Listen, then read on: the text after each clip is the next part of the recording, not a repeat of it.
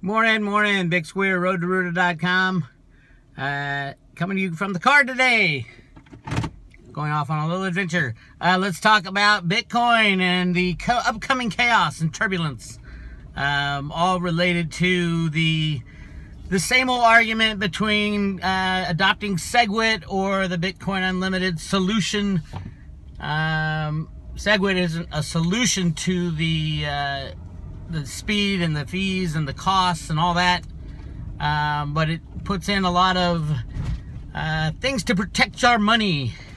And so the money players in Bitcoin, that's what they want. They want to protect their money, and they want their wealth that they've already accumulated to be the main focus of Bitcoin. Whereas BTC Core, headed mainly by Weir and his group, want Bitcoin to be available for humanity, for everyday purchases, and to be there as the main option when the banks crash and destroy the monetary system. They want Bitcoin to be cheap and easy to use. So you're going to hear a lot about this. You've already heard a lot about it, I know, if you followed the Road to Ruta. I am firmly in the camp of Bitcoin Unlimited.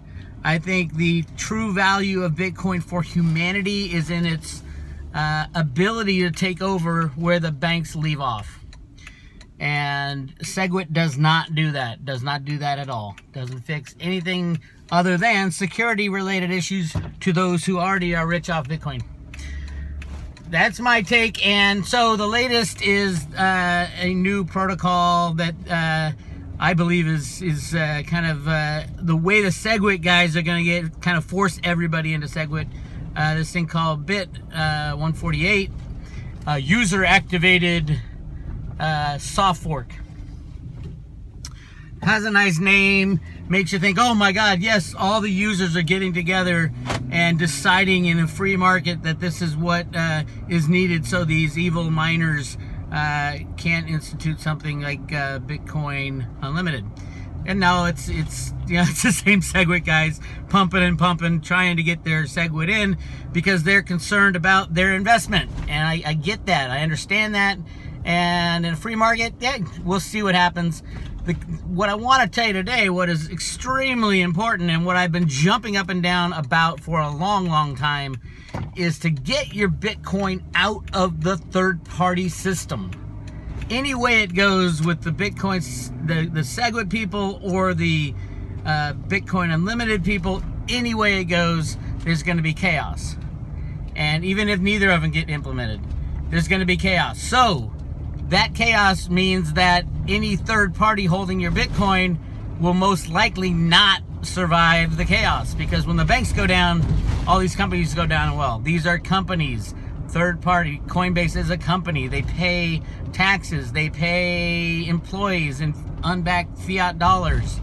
If their bank accounts are frozen, your Bitcoin in Coinbase is frozen, and it will be part of a bankruptcy, if a bankruptcy is even held. Could easily turn out like a Mt. Gox situation where somebody absconds with all the Bitcoin and is never found again. I don't think that's what happened in Bitcoin, in Mt. Gox. I think they didn't have the Bitcoin they were trading and people started to withdraw it. You can see a lot of that on the exchanges, because those are not Bitcoin transactions. Those are inner exchange transactions.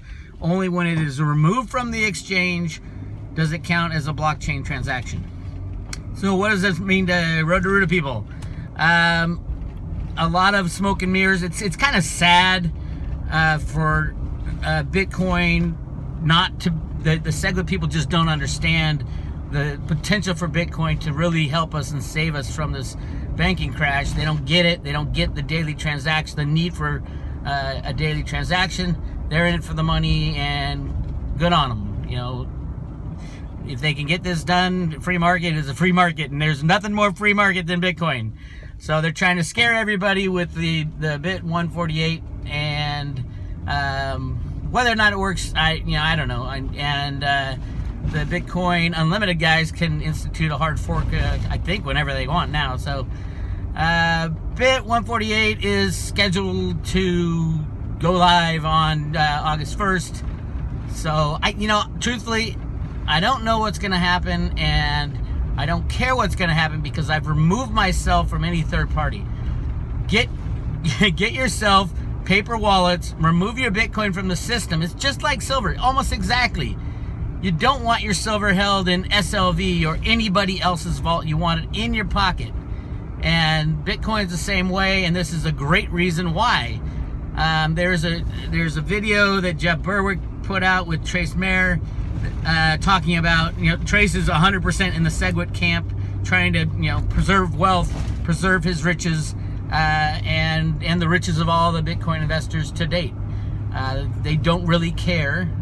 Trace doesn't care at all, I would say, that Bitcoin is available to the masses. I do care because I see what's coming down with the banks, and it would be great if Bitcoin was there, but if Segwit is implemented, Bitcoin won't be there. You can't buy a cup of coffee with Bitcoin. Just too slow, and the costs are too high. So that's kind of where it is. But it does leave open the possibility and probability of a government-sponsored, maybe gold-backed cryptocurrency that goes around Bitcoin for the people of their country. And if the Bitcoin Core guys can't see the opportunity for government to jump back in and be the provider of everyday transactions, then it's a split, and it might be the better way to go. You don't know. Anything government related, when it's related to cryptos, doesn't mean it's bad. It just means they're going to implement the new technology because trust will be lost. And when trust is lost, you can kiss any monetary system that is unbacked goodbye. And backed, a backed currency or a backed crypto, you still have third-party problems if somebody else is holding the backing. So I would say no, it isn't a great thing unless the backing is redeemable.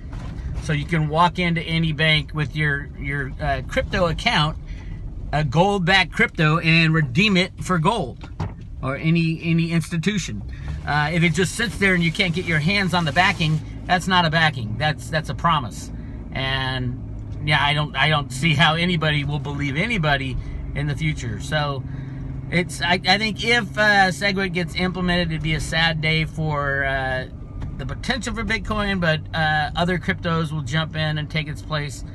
Bitcoin will do well, obviously. It'll be a safe way for rich people to hold their money, but it won't be the savior and solution to the banking collapse. It's kind of complicated. The key for Road to Rooter subscribers is to get your Bitcoin out of the system. Get it onto a paper wallet. If you're comfortable with the electronic offsite wallet like Trezor and stuff like that, go for it. Do it if you're comfortable. If you're not, go online, look up how to print out a paper wallet for Bitcoin safely, and go about the process. It's time to learn about protecting your assets, because all assets are up for grabs when this crash happens. And I do like the video that Trace and Jeff put out, because other than Trace completely missing the concept of the change in our current banking system, he does make the point that I've been screaming about, which is get your Bitcoin out of the hands of any third party. And this is kind of a really good thing to happen on August 1st, because if it gets implemented, if Roger Weir doesn't implement the core or the ultimate unlimited, Bitcoin Unlimited people don't do the hard fork before that, which I think they can, it will scare people. It'll scare people into getting their Bitcoin into offline hard copy. I like hard copy. I like the paper wallets. And remember, this is another thing. When you're getting your Bitcoin offline, it is very likely that these exchanges will fold and go belly up like Mt. Gox did because they don't have the Bitcoin. I've been saying that for a long time too. They don't have the Bitcoin. They don't even claim to have it. Just look at the volumes. You know, when you're trading millions of coins daily or weekly, there's only 16 million coins ever been created. So somebody's not telling the truth in these exchanges, and it's not until you get your Bitcoin out of those exchanges that they get exposed. So yeah, lots of exciting things about Bitcoin. Are we bottoming? We usually bottom when there's scary stories, and you know, the Bit 148's a scary story. To me, it's more sad story because it kind of paves the way for Segwit, and Segwit is the basically locking out of day-to-day transactions for Bitcoin, which is kind of sad. I mean, ultimately, it'll cost Bitcoin some value going down the line if humanity adopted Bitcoin as the way to move forward with the monetary system. Can you imagine the value of Bitcoin? Instead, these guys just want to lock it up for those people who are already well off. And again, free market's a free market, my friends. This is Weir, Road to Ruta. Make sure you like, subscribe, and send this video everywhere, and tell everybody, get your Bitcoin out of the exchanges, out of the online wallets, out of Coinbase, out of everything, and into your own possession, so that it's only you that is in charge of your public address and your private address. We'll talk to you later.